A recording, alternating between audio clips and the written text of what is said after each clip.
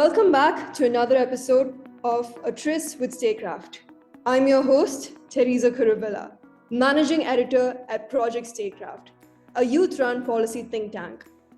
Joining us in this episode is a beacon of inspiration, a force of nature in her own right. She's not just raising awareness, she's igniting a movement. Please welcome the fierce and unwavering climate activist, Ms. Heeta Lakhani.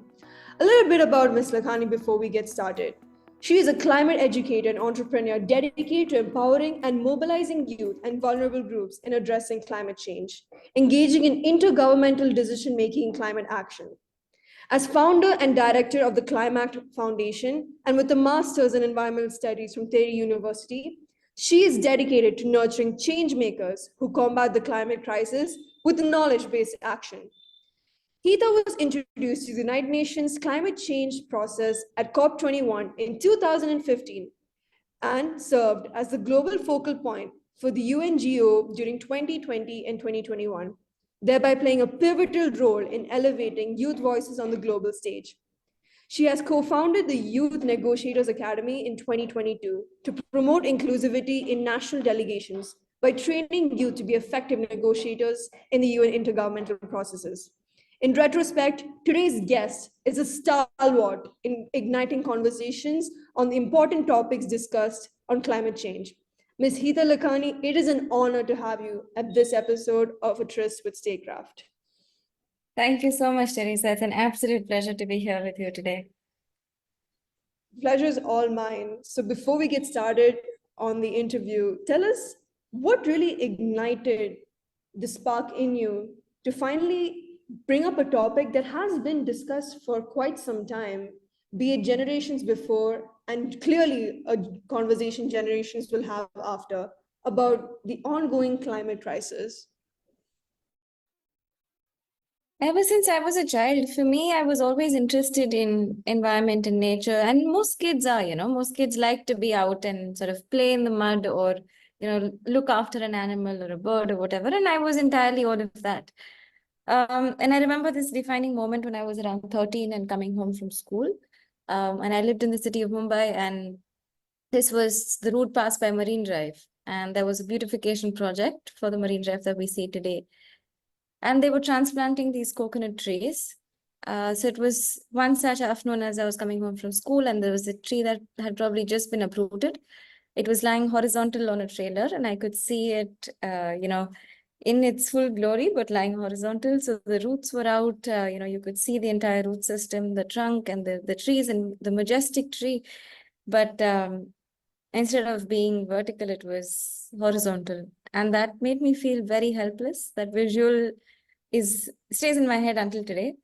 I went home, I was crying, and I think it was around the time when someone, jokingly was like, oh, you care so much, you should be an environmentalist when you grow up. So that stuck with me. But of course, I mean, as children, we all dream of different things. And I kept saying, I'm going to be an environmentalist. But eventually I did, of course, move ahead. I studied environmental studies. I did my master's in environmental studies at Tehri University. And then, of course, my first footing internationally and at the UN was in 2015 at COP21. And as I engaged more and more over there, I actually, my day job before that was working as a German translator with a multinational in Mumbai.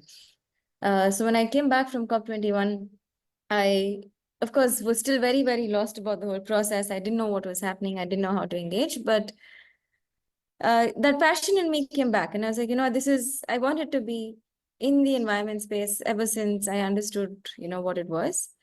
And I wasn't doing anything related to that. So that I decided to quit my job and then started volunteering. One thing led to another. And eventually, the more I got involved in the UN space, the more I worked with young people from across the world. I learned, of course, about how do you work with people from different cultures. I learned about different nuances, different ways of working. But of course, at the same time, into the deep end of the UN system, learning about observing the negotiations, trying to understand what's going on in the rooms. It is English, but it's also a language of its own. So how do you make sense of what happens? Where do you find the right documents? How do you interpret what you've read? So all of that. And that eventually led for two things. It led for one, for me, which started as a passion project. I started as the Green Warriors program and now has registered into the ClimAct Foundation, or the ClimAct Initiative as it is known. So it started as a project to just talk about climate change, talk about environmental education, because no matter what I did at the UN, it kept reminding me that young people in India don't get the same opportunities. And it's not just about opportunities, they also don't even have the knowledge to know about what's happening in a space as important as international decision making on climate. So that was the main motivation, was to try and be a bridge, which has slowly evolved into climate education, climate leadership, community conversations, and all sorts of engagements focused mainly with young people, but not just only young people. So that is one part of it. And then the other bit was, of course, the Youth Negotiators Academy that started in 2022. Through all the experiences that I had leading the youth movement for 2 years, 2020 and 2021, as global focal point of Yango. And of course, trying to work extensively on meaningful engagement of young people in the process. The Youth Negotiators Academy started with myself and 3 other young women as co-founders to create a space where we work with countries, we empower young people, we train them, and we give them seats at decision-making tables so that they can be part of the decisions, they can be part of the process where decisions are made, and they can be the decision makers themselves rather than having to be on the sidelines or waiting for decisions to be made for them. So those are the 2 things that is now that my life has evolved into. Wow, that's truly such an empowering start to today's episode. So I've taken note of what you said. In India, particularly, there's a big gap between climate education and climate activist related opportunities. What, according to you, are the key aspects of climate change that you emphasize as a climate educator? And how exactly do you communicate these to the general public? Well, I think the first thing is that we all need to understand the basics of what climate change is. How is it happening? What are the causes? What do the impacts look like? And what timeframes are we working with? And this is the absolute basic, this is the science. And then, of course, beyond that is more on what can I do? So once you've known what the issue is, once you've known what is causing it, how can you be a part of the solution? So right from, looking very, very individually, look at every single thing that you're using and say, do I want this or do I need it? So every time you're shopping, whether it is a big purchase or a small purchase or just something at your grocery store, to think about, do I really need this or do I want this? And then, of course, how do you consume it, whatever the product might be, whether it is a clothing or whether it is a bag or a shoe or food or whatever that might be, to what is happening once you're done using it. So what happens to the packaging, what happens to the product itself, and things like that. So that is one side of things, but then the other moves beyond individual. There's a lot of individual actions that we can all take, which of course goes from the things that we're using. It goes from, composting at home. What are we doing with our waste? What kind of waste are we producing? Are we sort of, segregating and sort of sending it to the right places? And then, of course, all kinds of other things. And we've all spoken about individual action right from school days. Kids are taught about what to do. And then going beyond, saying what can I do, of course, in my life, in my household, but maybe in my neighborhood, maybe in my community, maybe in my school, in my university, in my housing complex, wherever that might be. So can you bring about small changes in the places that you are, where you see that things may or may not be going in the best possible way? And then, of course, I think there is constant need to keep learning. So learn and ask the right questions. If you see that things are not going as per plan, we need to ask the right questions. We need to hold decision makers accountable. And at the same time, I think it's equally important for us to be able to understand how these decisions are made and try and see if we can be a part of the decision making at whatever level that might be. So yes, advocating, questioning, but at the same time also understanding and saying, can I do something about this? So it's not just that I'm sitting and criticizing everybody constantly, but more of like, this is not okay and we need to call it out. But what can be done then? So what are the different possibilities that we can work around? So those are the big things, I think. And then, of course, you can extrapolate that to whatever level, whether you take it at a business level, a corporate level, industry, or you can take it into policy making or whatever that might be.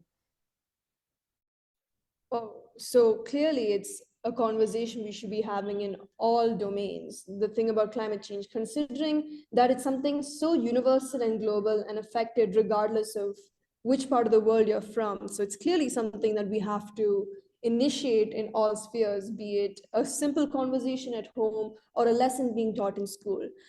Heeta, in your varied roles as director of the ClimAct initiative and the co-founder of the Youth Negotiators Academy, your aim has been to effectively engage youth in climate discussions. On that regard, what are the strategies that you found most effective for engaging and mobilizing youth to actively participate in such intergovernmental and multilateral discussions about our climate and what can be done to reduce the aggravation it has on our planet? Well, internationally, I didn't really have to do much to mobilize because we started working with countries that nominated young people. And before I started the Youth Negotiators Academy, of course, I was leading the youth constituency as global focal point with my co-focal point who was from Switzerland. So these were already young people who wanted to be in this space, who wanted to be engaged, who wanted to know more and wanted to do something about it. And then, of course, through the Youth Negotiators Academy, it is also like each country has a different process on how they select and nominate these young people. There are some countries that have done massive open applications with civil society, so young people apply, and out of that, they've chosen 2 or 3 young people that, who will then eventually represent their country at COP, to many other sort of processes in between. So each country is quite special in its own way, and how that they've sort of worked on nominating their young people.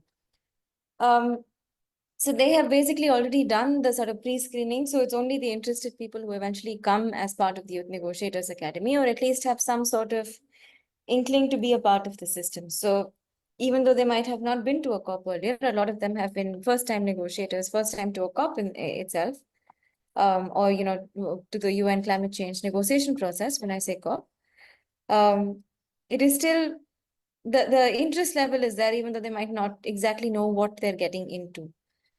In India, it has been slightly different. In India, we've actually worked more on climate education. So it's more on, awareness, but also more on education, leading into how do we move from knowledge to action. So using education as a tool to drive action. So it doesn't end at education, but it's merely the first step to get people to take climate action. So those are the different things that we've been doing. We're also working on a leadership program. So how do you build climate leadership skills? What exactly do you need to be a climate leader? With India being the youngest country in the world, everyone's saying, oh yeah, the youth are taking over. But how exactly is that happening? How do we ensure that they have the right skills and the right resources and the right tools to be able to deliver change? So that's clearly a big step that you've taken from your side to ensure that education systems in their own right imbibe and impart lessons on climate change. So my next question is, how effective is the role of these formal education systems in pursuing the youth on climate and helping in the mobilization process altogether? Because if you ask me personally, the first encounter I had about the reality of climate change was through a science class, but it was given little to no importance by other students. The only lesson they could take is that it's something that's going on, but there's something they can very little or to no contribution get themselves involved with. So what, according to you, are the current trends in the formal education system in imparting lessons on climate change, and what can be done to enhance the climate literacy of the nation in all levels? Well, I think there are multiple different approaches to this, and a lot of people are working on climate education now, which is the good thing. But there is still a lot that needs to be done. So right from one is, how mandatory is it, right? Like if you treat it as the same level as maths or science, then of course the kids are going to take that much importance. But if they're not given the importance right at the school level, and which has been also the case with me when I was growing up, we had environmental studies, and that was just something that you do either to, it's a graded subject, but the rest of it is not taken. Yeah, I mean, the rest of it is marked, and this is a graded subject. So they just say, okay, I just need to pass through. Or it is basically known as one of the scoring subjects. So you just have to learn things so that you can, basically get, increase your percentage at the end of the year. So it depends on what the approach is and how that's taught. And that's multiple different ways. And it's also building capacity of the teachers, right? The teachers need to have the right knowledge and the right tools and the right resources to be able to deliver a subject and give it the importance it needs, and to teach something which is ever changing. Every year, every month now, there is new data, new information, new updates coming on. So this is a lot of work that needs to happen to have the teacher also upgrade themselves year on year. So a lot of teacher training, a lot of support that needs to go also top down from the government level or from the school level, but also bottom up and go like, we need, and even from homes, we need parents to give it importance. We need parents to take it seriously. And India, as you will know, of course, is very serious when it comes to academics. And every child is constantly forced to study, is constantly forced to get better marks. But there are some subjects where they need to focus on, and some are just like, yeah, okay, whatever. And unfortunately, environment comes in the yeah, okay, whatever category. So it needs to be a mindset shift. So there are different layers of approaches that need to come. That needs to be systemic from the government, from the school level. And then, of course, I think children are very smart. When you tell them something that resonates with them, they pick it up immediately and it will stay with them. So if that can be taught in a manner that the kid connects and understands, because this is our day-to-day life. It is not something that we need to learn and you need to read and, mug up and give an exam for. This is, you need to live it every day. And kids understand this. They see this. When you tell them about waste, they know exactly what you're talking about. When you tell them about water, they know what to do. So these are things that can easily be brought into day-to-day life if you can make the right connections for children. And then, of course, children are the biggest advocates for anything. They will go and change their homes. They will go talk to their parents. They will go call out when things are not all right, because they're not afraid of saying things that they've learned are incorrect. So I think like there are multiple different things. And of course, there are so many different ways there's so many organizations working on different levels, doing different things. So the approach needs to be that this is not necessarily like a subject that you have to study and give an exam for, but this is a life, it's a life learning, it's a life lesson. And how do we make this fun? How do we make it exciting? How do we not stress the student with yet another subject that they need to learn and give an exam for? Because there's absolutely nothing that you will get out if you're just learning for the sake of an exam. So there's a lot of different things, and there are like slowly lots of different approaches that are coming, but there's so much that we need to do from so many different angles. I think that it's definitely a long game to play. Hopefully we can reach where we want to, especially with something that's affecting our everyday lives. If I were to tell you the climate at where I'm staying right now has been different to how it was in the last decade, the changes are so pivotal. Heeta, it's been noticed, and this is a very, very, rather, dare I say, a very satirical take. We've come across many pivotal climate change activists, be it Greta Thunberg appealing to Gen Z and the millennials, or Van Jones, and even a former US president calling climate change a hoax. So, in conclusion, it seems as though the narrative on climate change reflected on mainstream media continues to have, dare I say, an elitist or maybe in addition a Western touch, with little to no focus on the indigenous practices on sustainability being reflected to the right masses. So, what role do you think youth can contribute to bringing sustainable practices from the fringes to the mainstream media and help build an indigenous narrative on sustainability that is so unique to our nation? Yeah, I think this is a lovely question. And, it's, I think nowadays it's quite hard to deny that climate change is not happening, especially as we speak, and India is under a massive heat wave. Each day it says, hottest day on record. And then the next day is another hottest day on record. And it's hotter than the hottest. And it keeps going on. So this is not something that is, something that we can say is not happening to us, or is going to happen in the next, 100 years, and I'm not going to be alive by the time that the impacts, reach us. So the narrative is definitely different. We're seeing the impacts. I mean, people can deny it all you want, but when it's happening, it's happening. You have to call a spade a spade. So it's exactly what it is. There is no way, especially in a country like India, that we can deny climate change. I think the question then arises on how do we approach it and what kind of solutions do we want? And I think there is a lot that people are doing in India, especially when it comes to saying that, okay, we have been doing is, given the Indian culture, given the sort of practices that we've had, and of course, indigenous practices, saying that, there is already so much we used to do, and India has still a culture of, the family ties are very strong. So if you talk to parents, grandparents, older aunts, uncles, relatives, they will instantly tell you what things were like when they were younger, or what they used to do when they were younger, or like what they did during the hot summer days. What did they do for, cooling themselves down, because air conditions were not a thing that probably, everybody had. Or in winter, what kind of foods did you eat to keep yourself warm? What kind of practices, certain, all of this. So there are lots of different things that just come in when you talk to older generations. A lot of learnings that are already being passed down in households, from generation to generation, whether it's grandmother to mother to daughter or whatever that might look like. Um, so I think it's just trying to go back and recollect and say, we've been doing this. We've known how to live sustainably for so many years. The problem of waste is a first generation problem now. It's a problem of our generation in India. It's not I mean, yes, it has been coming on for years, and we should have seen it coming much faster, but every household had a very simple, policy of reuse or recycle or upcycle or whatever words you want to call it. So this is, use and throw, single use is a very sort of, millennial or Gen Z sort of thing, which has now come in.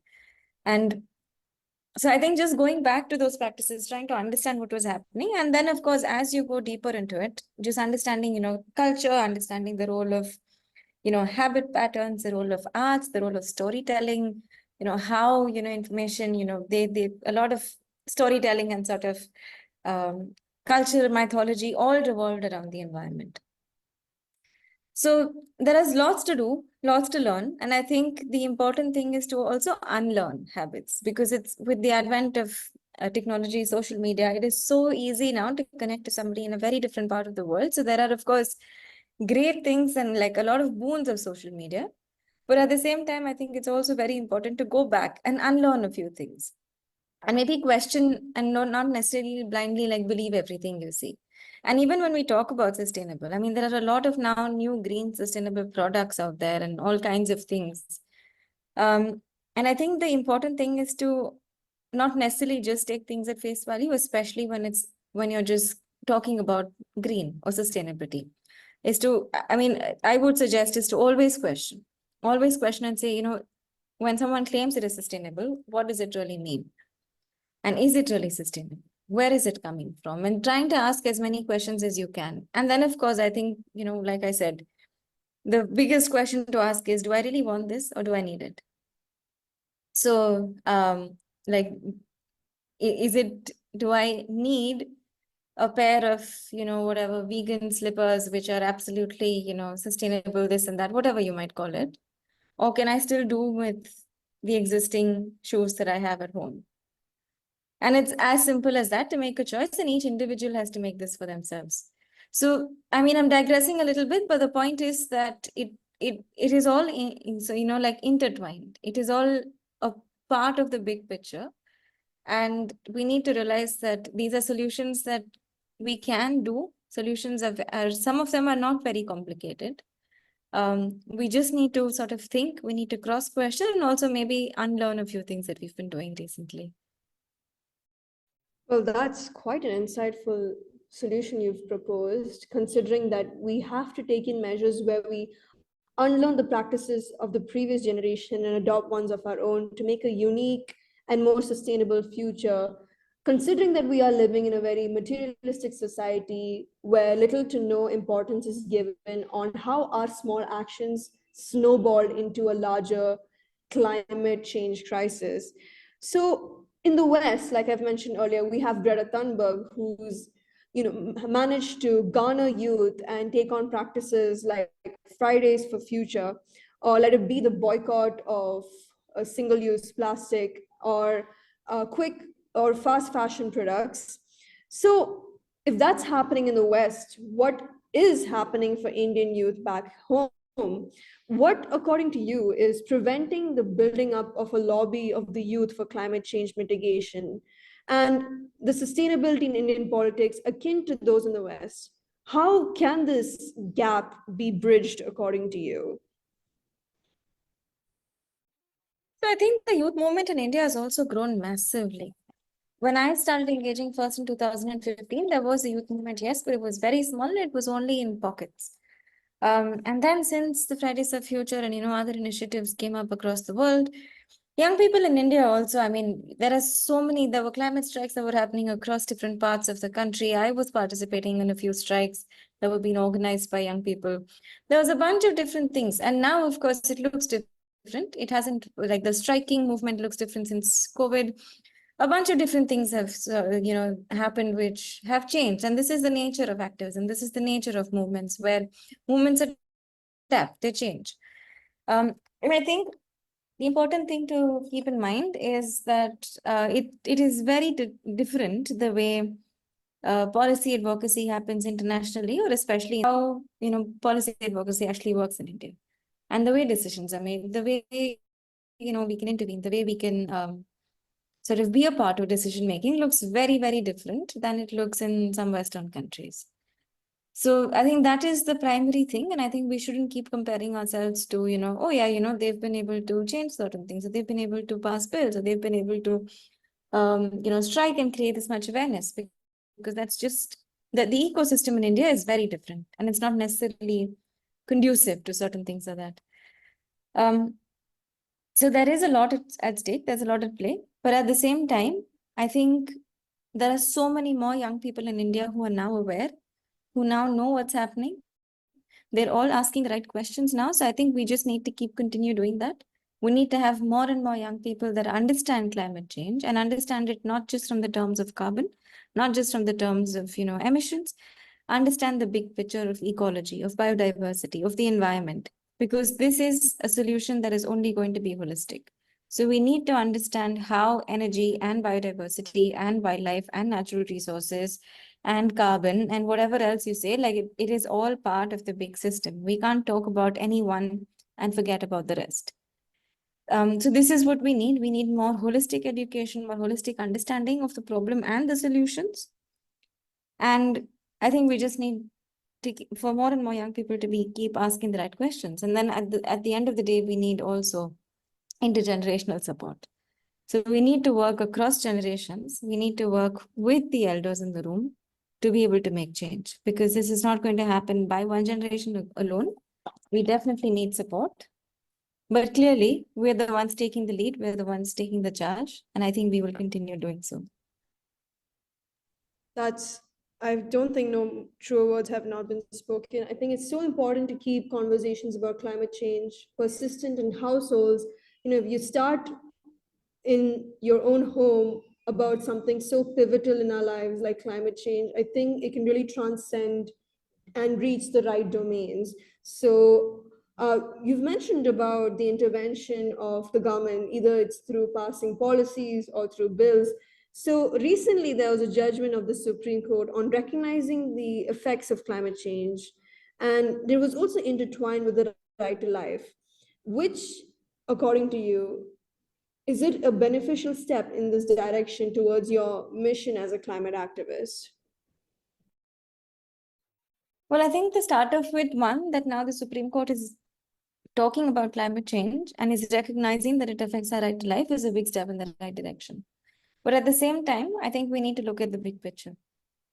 And this particular judgment, I think, came more in terms of solar and in terms of sort of the renewable energy sort of system.